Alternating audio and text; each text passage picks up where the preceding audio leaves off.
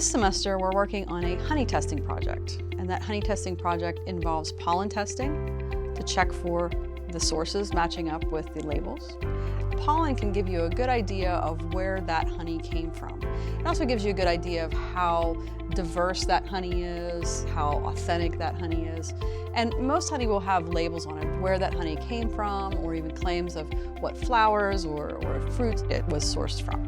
We take the honey that we buy either from the grocery store or from our own hives and put them in testing vials to be sent out to a company that can then assess the pollen sources. So if it says it's a clover honey, then I'm looking at the pollen results. If it's primarily clover, then I see that it matches up.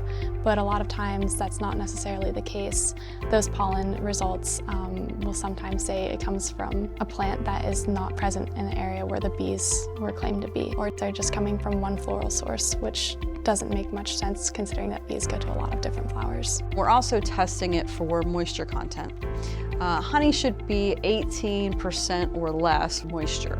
If it gets more than that, then it's probably had some additives. We do have some proposals in to advance this part of our study so that we can test for other things that might be adulterated in honey. We want to inform other people about what they're buying whenever they purchase honey at the grocery store. A lot of times the ingredients are just honey. That doesn't give a full detailed view of what we're actually consuming whenever we put honey in our tea or on our toast. A future direction of this research might be to look at the pesticides that are present and see if those pesticides are affecting human health. There's no regulations, at least in the United States, for testing for those.